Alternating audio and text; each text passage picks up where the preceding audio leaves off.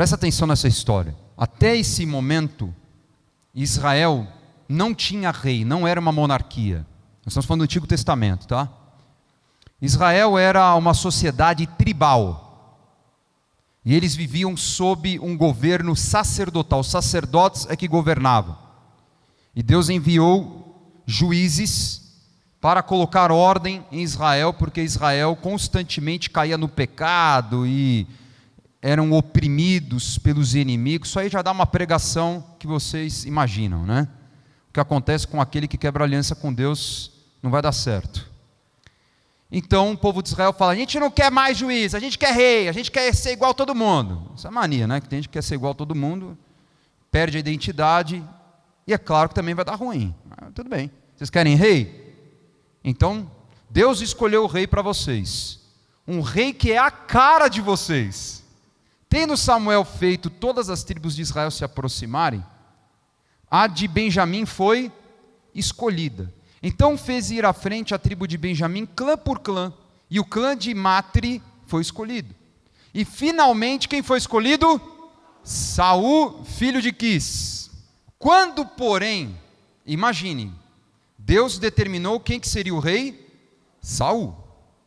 Chegou o momento do profeta anunciar: gente, está aqui o rei. Quando, porém, procuraram Saul, ele... cadê o cara? Desapareceu. Não era o que vocês queriam, rei? Então tá bom. Aí consultaram novamente o Senhor. Ele já chegou? E aí, irmãos, o Senhor sempre revela. Não há algo que esteja oculto que não venha a ser revelado. Tá certo? Deus revelou: ele está escondido no meio... parece até filme de máfia, né? Aonde é que ele está escondido? No porta-malas do carro. O rei de Israel está escondido no porta-malas. Já viu o que vai dar? Correram e o tiraram de lá. Quando ficou em pé no meio do povo, os mais altos batiam aonde? Perceba o tamanho de Saul. Quero dizer também que os israelitas não eram muito altos, tá? Então Saul deveria ter 1,85 m, que é alto, né? 1,90 m. Eu tenho 1,81 m, então 1,90 m. Né?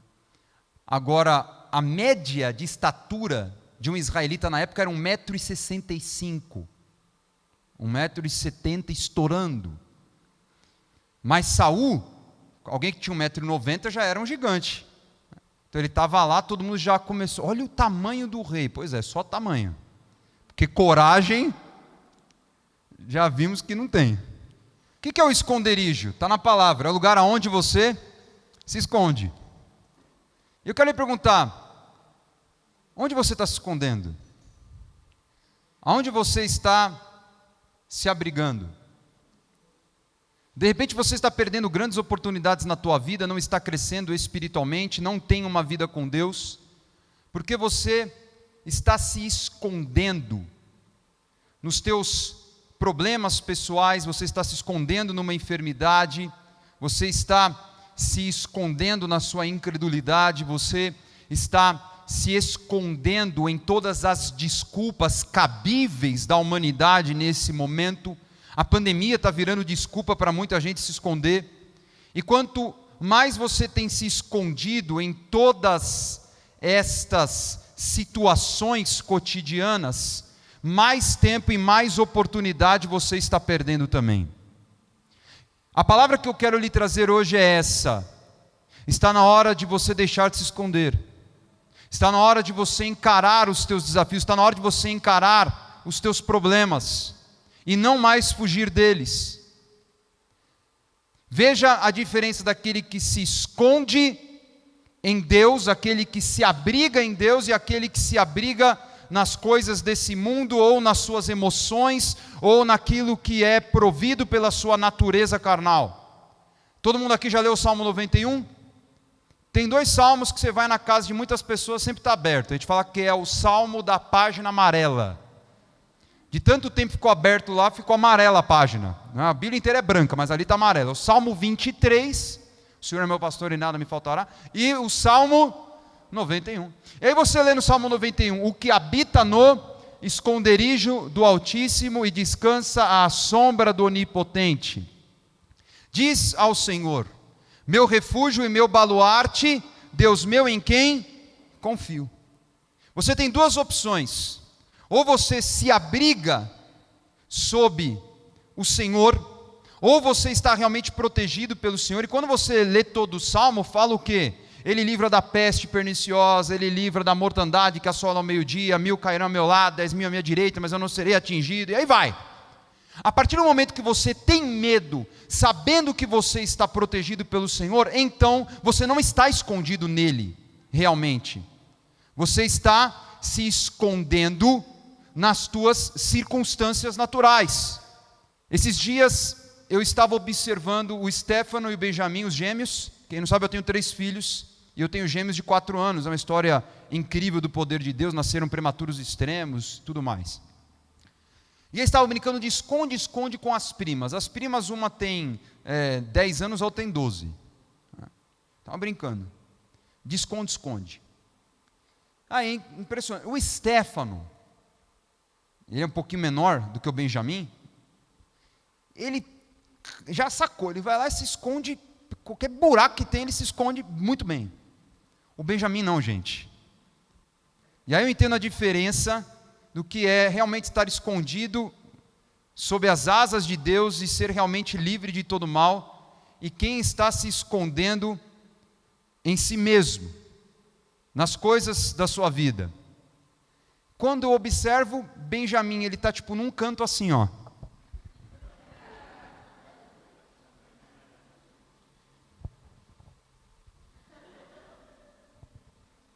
Eu acho que ele não entendeu a brincadeira.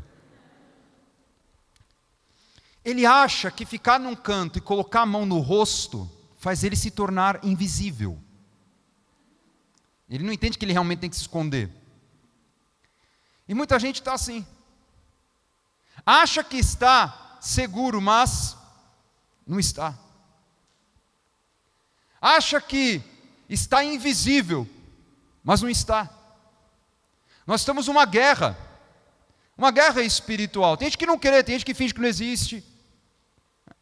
Agora a gente está vendo, graças a Deus, uma galera, um monte de ateus se convertendo. A gente vê muito em redes sociais agora a narrativa de alguns que eram ateus e agora falam, agora eu creio em Deus. Glória a Deus. Porque estão vendo o quê? Que se tem uma coisa que é triste é ser ateu. Acabou a vida e aí? Acabou. Isso aí, gente. Acabou. Não. Eu acho que nós somos seres complexos demais para acreditar que a nossa vida acaba com a morte. Demais. Deus tem vida abundante para você. A tua vida não acaba aqui. Agora, só existem 2 opções. Até o último suspiro da tua vida, se você está seguro com a tua salvação e fé, você estará na Nova Jerusalém, você vai reinar com Jesus Cristo para sempre. Caso contrário, é o sofrimento eterno. A Bíblia é clara. E eu acho isso incrível, porque a Bíblia é um livro que te ensina que não existe meio termo, não existe conversinha. Não é igual no Brasil, que tudo é político, tudo é, vamos dar um jeitinho, vamos negociar, vamos conversar, Deus, e tal. Sabe como é que é? Não. Ou é, ou não é. Então, ou estou abrigado sob a proteção de Deus, ou não estou. Não tem meio termo. Não tem como você falar, estou mais ou menos crente. Eu sou mais ou menos espiritual. Não, ou você é espiritual, ou você não é. É justo isso, acho que a coisa mais justa do mundo. Porque é assim que nós temos que viver.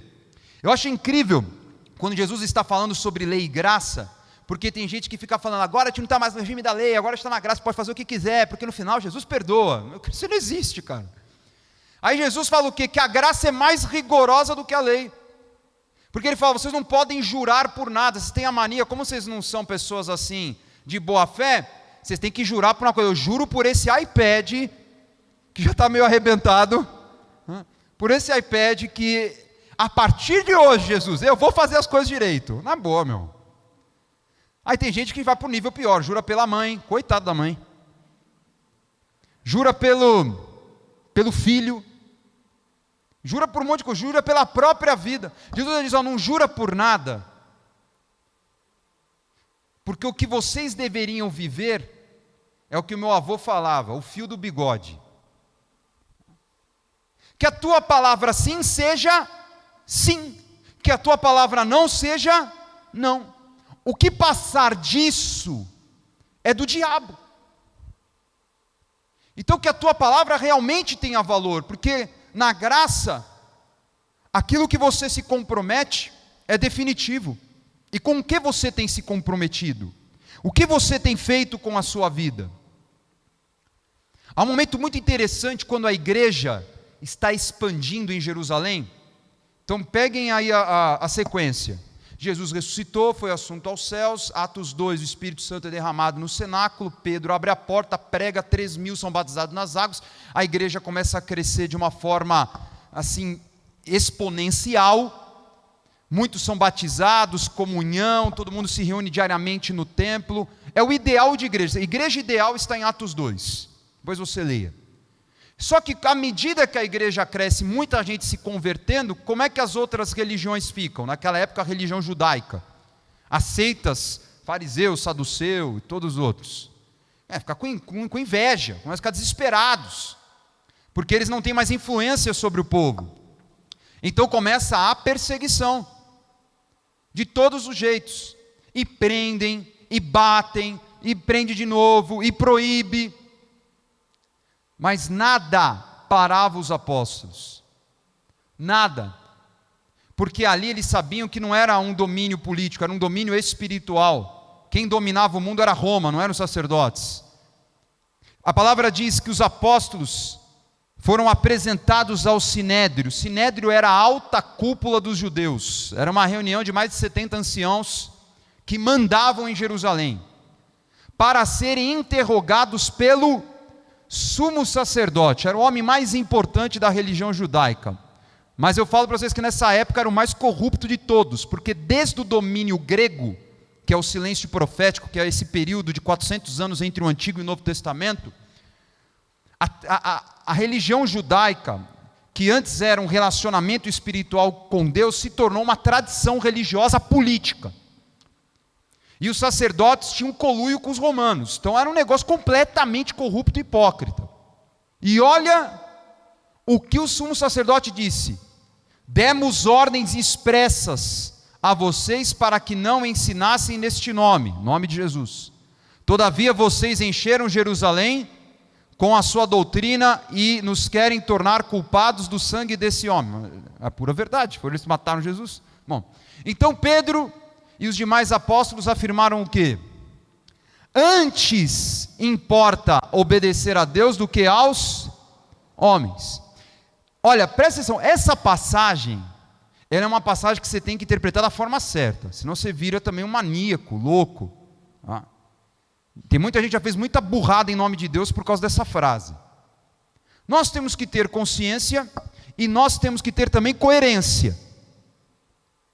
Eles estavam numa situação de uma clara perseguição religiosa contra a liberdade de expressão deles. Então eles não tinham a obrigação de se sujeitar àquele sistema religioso, àquela perseguição, não.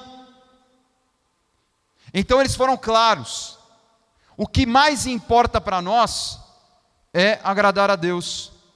Deus ordenou, Jesus ordenou para nós pregarmos. Então por que nós temos medo? Por que nós não cumprimos o que o Senhor nos determina?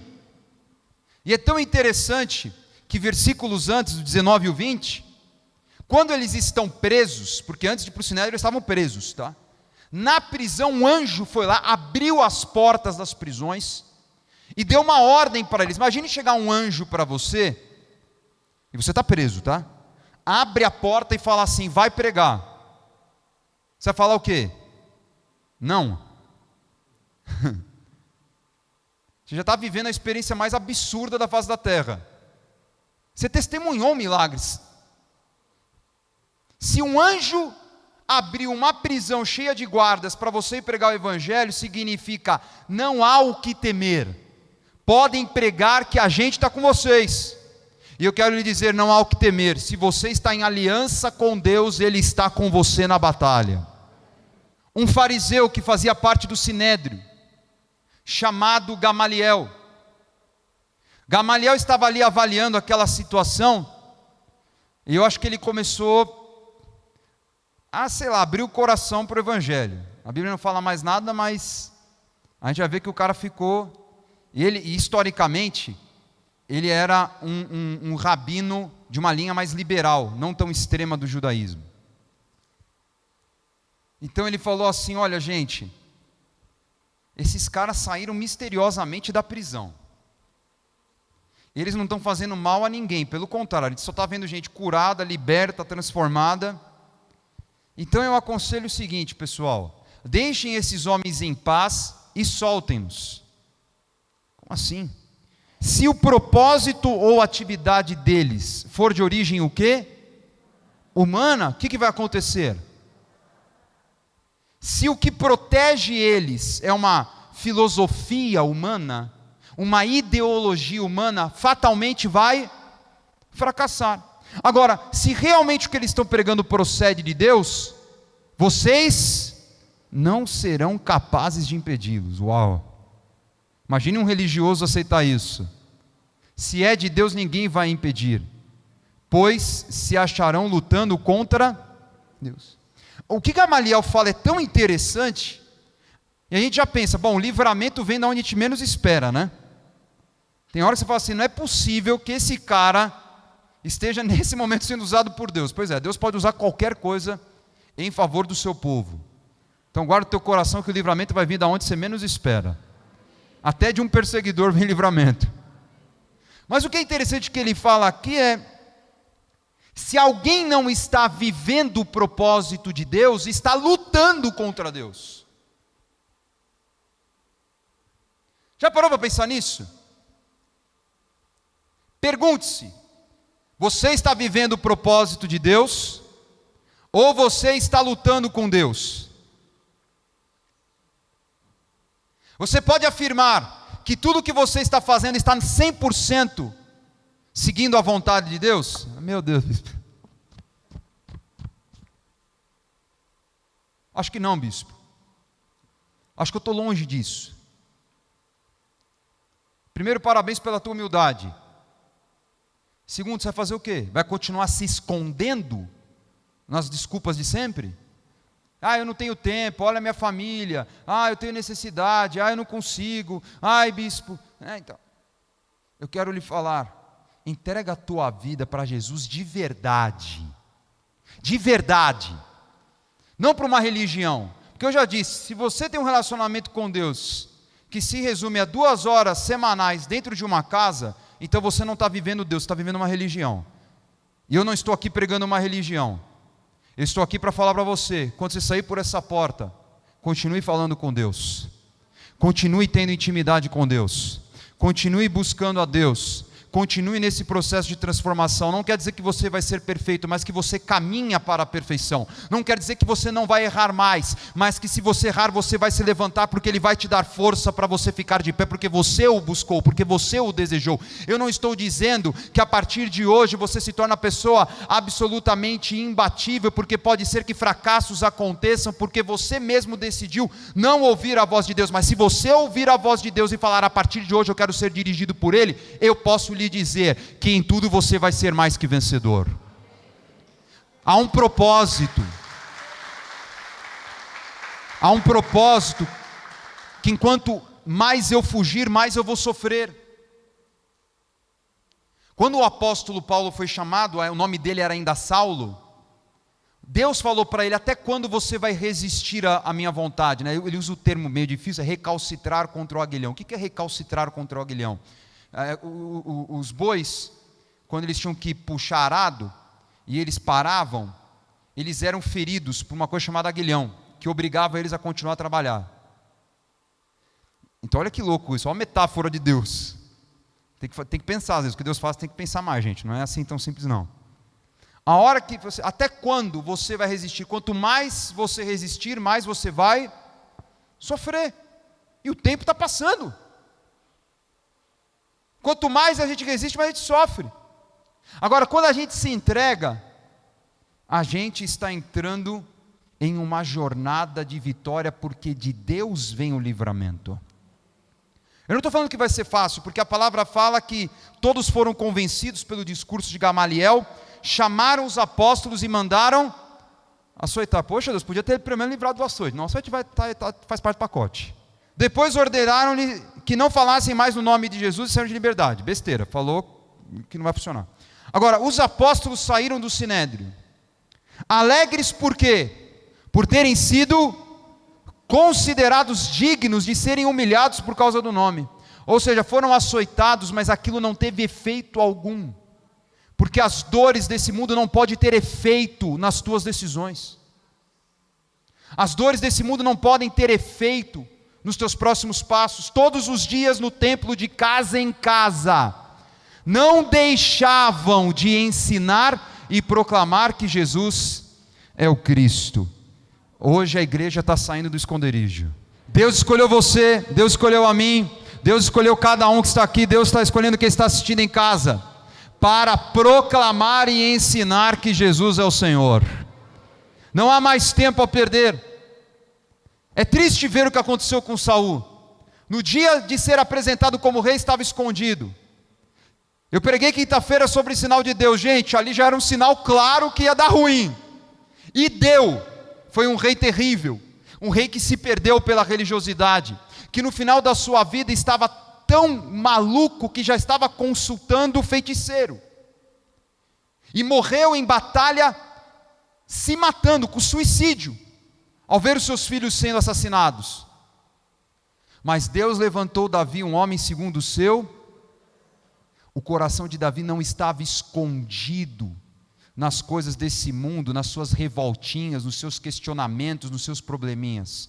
O coração de Davi estava sob o esconderijo do Altíssimo. Não tenha medo do que você vai enfrentar, em frente. Eu estou te enviando, eu estou te abençoando nessa manhã, para você enfrentar. Vá com cabeça erguida, põe a tua vida em ordem, lute pela tua família, lute pelo teu casamento, vá buscar esse negócio, não fica aí com os braços cruzados em casa que não vai resolver nada. O Senhor é contigo, vai te dar criatividade, vai te dar sabedoria.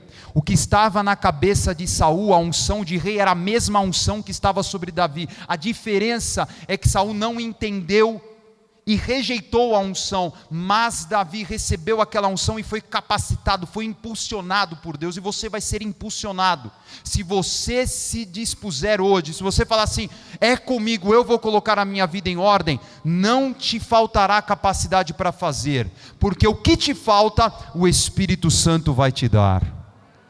Mas entrega a tua vida para Jesus, feche os teus olhos, com sinceridade, ore da forma que você sabe orar, converse com Jesus agora, feche os teus olhos e fala, Jesus, eu preciso de um novo tempo, eu preciso sair dessa prisão, eu preciso deixar para trás essa depressão, esse medo, esse pânico, eu preciso sair desse esconderijo que eu me coloquei, nessa caverna, nessa escuridão.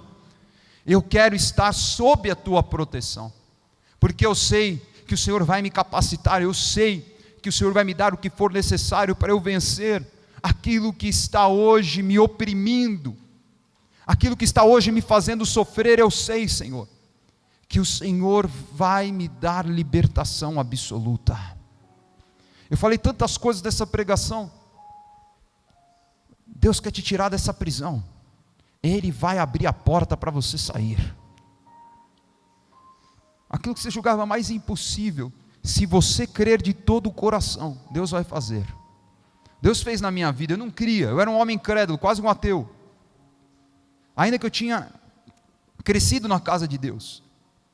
Mas quando eu tive um encontro verdadeiro com Jesus, como uma manhã de domingo, como essa, que você está aqui presente na casa de Deus, eu nunca mais olhei para trás, porque eu me escondia na minha timidez, eu me escondia nos meus complexos de inferioridade, eu me escondia em uma possível depressão, eu me escondia no sofrimento da minha família, eu me escondia nas decepções que eu tive com pessoas na igreja ou fora da igreja. Chega de se esconder, chega de perder tempo. Nenhum ser humano pode te salvar, o único que pode te salvar é Jesus Cristo. A igreja ensina o caminho, a igreja educa, a igreja discipula, mas salvação quem dá é Jesus. Vida abundante quem dá é Jesus. Jesus é o cabeça da igreja, a igreja é o corpo. E você que está fora desse corpo, Jesus fala, volta para o corpo. Fora do corpo não há vida. Mas se você faz parte do corpo, você vai receber vida e vida com abundância. Receba Jesus no teu coração. Se você estava desviado dos caminhos do Senhor, se você estava só afastado, se você de repente veio de outra religião, falou, vou lá na igreja, vou ver qual que é dessa igreja. Você foi convidado por alguém, você fala, meu Deus, eu preciso disso, eu preciso mudar, eu preciso parar de me esconder nos meus probleminhas, nas minhas coisinhas, nos meus desafios. Pare de se esconder. Eu quero ser livre para encarar e para vencer. Deus vai te dar, se você crer. Se você crer, de todo o seu coração, Ele vai te dar. Então você pergunta, bispo, o que eu preciso agora? Entrega a tua vida para Jesus. Coloca a mão no teu coração e você vai repetir uma oração de confissão comigo. A mesma oração que eu fiz há 17 anos, entregando a minha vida para Jesus. Coloca a mão no teu coração e declara assim, Senhor Jesus, eu confesso que Tu és o único Senhor, Salvador da minha vida. Perdoe os meus pecados e ajuda-me na minha falta de fé. Escreve o meu nome no livro da vida, que de lá não saia, que eu me torne um verdadeiro adorador, que Te adore em espírito e em verdade, e que eu possa, Senhor, entregar o melhor a Ti, sair do esconderijo desse mundo e estar sob a Tua proteção, a proteção do sangue de Jesus. Vem Espírito Santo habitar na minha vida, em nome de Jesus. Como profeta do Deus vivo, eu declaro que Ele tira de você toda a condenação, Ele tira de você todas as acusações, Ele tira de você esse medo, em nome de Jesus Cristo. É o Senhor Jesus que te consola, é o Senhor Jesus que te dá força para continuar. Não é palavra humana, não é doutrina, como os religiosos achavam que eram.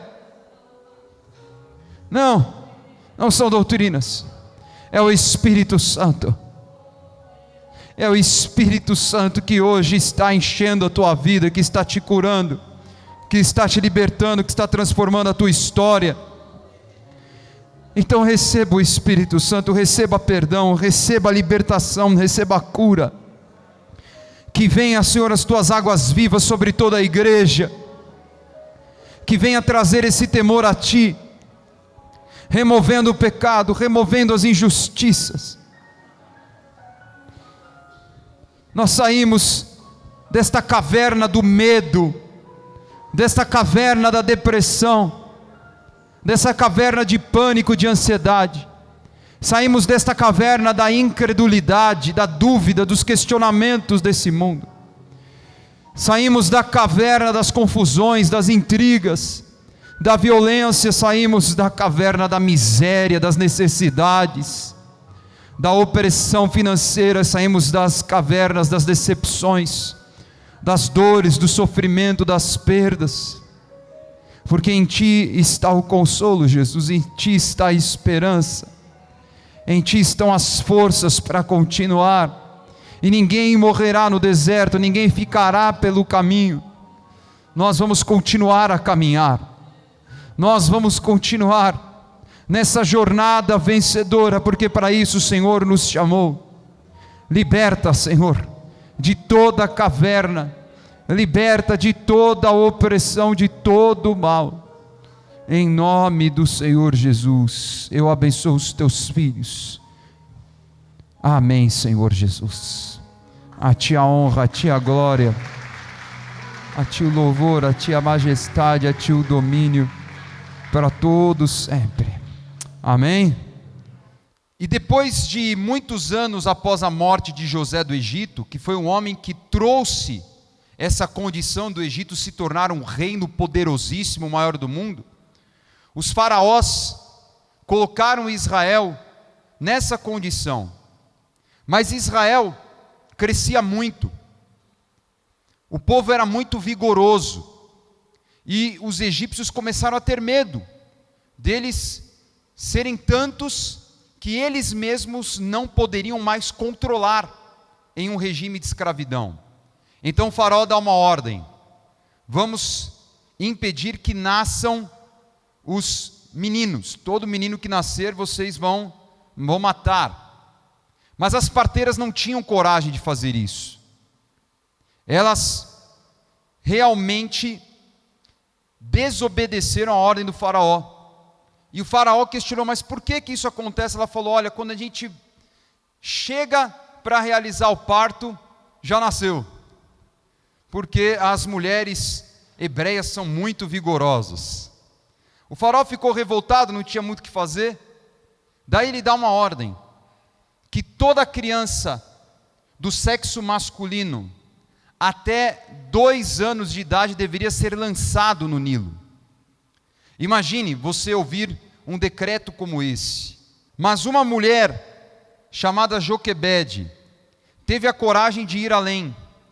E o interessante é que ela vai colocar o seu filho no Nilo, mas sob uma direção diferente, porque Deus tem uma direção diferente deste mundo para você. Quando já não podia mais esconder o menino, pegou um cesto feito de junco e o vedou com piche e betume, colocou nele o menino e deixou o cesto entre os juncos, à margem do Nilo. O que Joquebede encontrou? Uma estratégia de Deus. Conseguiu encontrar um caminho de vida para aquele menino. Ela colocou em um cesto e na direção certa, na direção onde estaria a filha do faraó, aonde a filha do faraó costumava se banhar, e foi exatamente o que aconteceu. A correnteza do Nilo levou aquele cesto até onde estava se banhando a princesa do Egito. Então a filha do faraó pegou aquela criança, e ela encontrou uma escrava, que era a irmã de Moisés, a irmã daquela criança. E a filha do faraó disse a essa menina: leve este menino e amamente-o para mim, e eu pagarei você por isso. E a mulher, que era a mãe, a própria mãe, levou o menino e o amamentou. Tendo o menino crescido, ela a levou à filha do faraó, que o adotou e lhe deu o nome de Moisés, dizendo: porque eu o tirei das águas. Quando nós entregamos algo ao Senhor, sob a direção dEle, nós estamos enviando para o lugar certo, na hora certa. Nós vamos encontrar o livramento no lugar certo, na hora certa. E aonde o recurso vai não é para a morte, mas é para trazer vida abundante. Quando olhamos todo o trabalho da igreja, assistencial, de evangelismo, e é um grande desafio você subsidiar qualquer grupo missionário, porque as transações são complexas, conviver com uma outra cultura é algo desafiador. Então a obra que Deus tem para a igreja é muito maior, e a obra depende de nós. E eu vim aqui afirmar a você, que se você colocar no teu coração, entregar ao Senhor o teu dízimo, a tua oferta, sob esse sentimento, de que através de você a obra vai acontecer, a obra vai crescer, eu lhe afirmo, que Deus vai prosperar tudo nas tuas mãos. Só que nós precisamos de fé. E foi pela fé que Moisés, recém-nascido, foi escondido durante 3 meses por seus pais. Pois estes viram que ele não era uma criança comum, e não temeram o decreto da lei.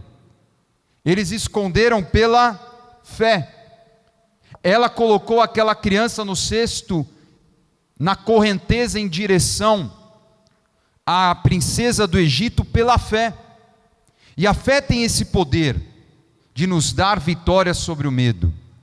E que hoje você possa vencer todos os teus medos, porque de repente as circunstâncias que você enfrenta hoje são dificílimas.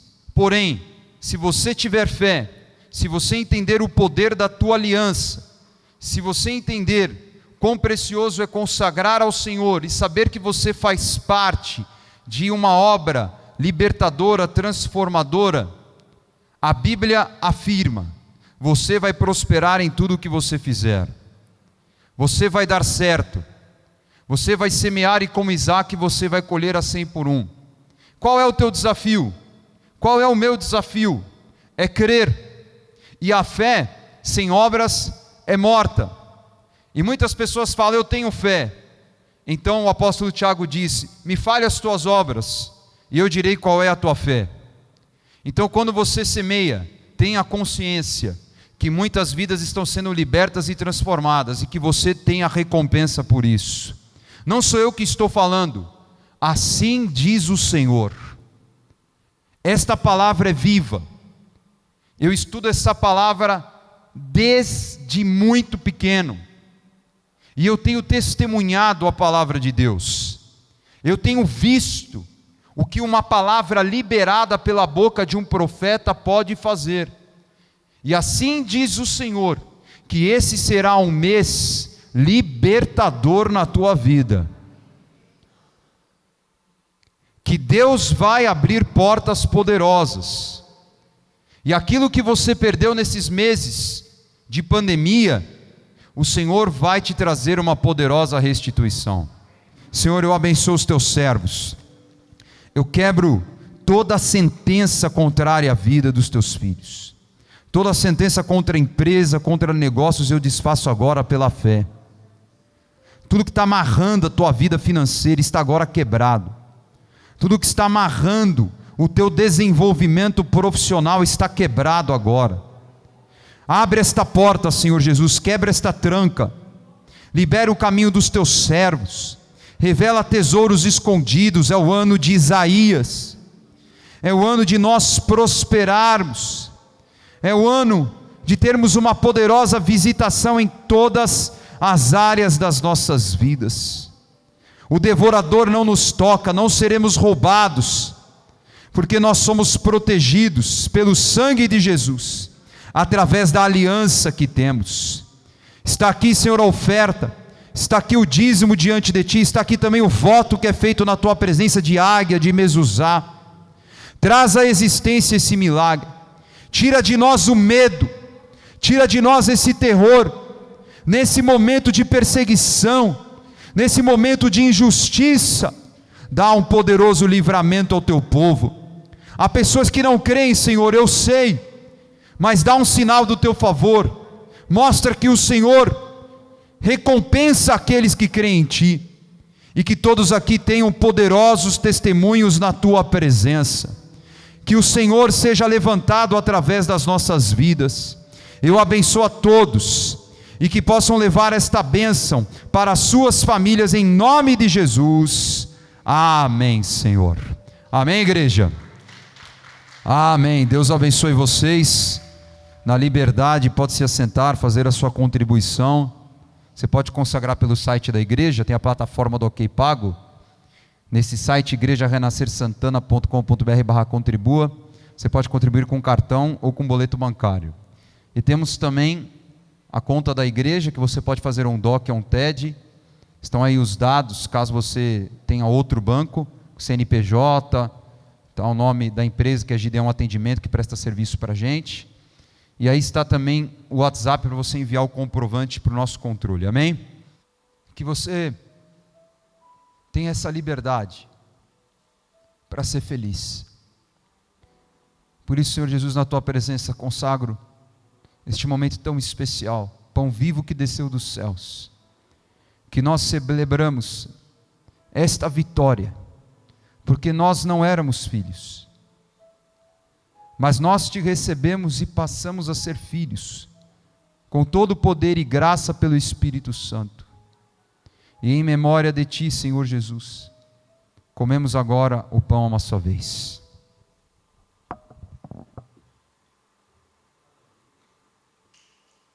Aleluia. Louvado seja o nome do Senhor Jesus. Aleluia.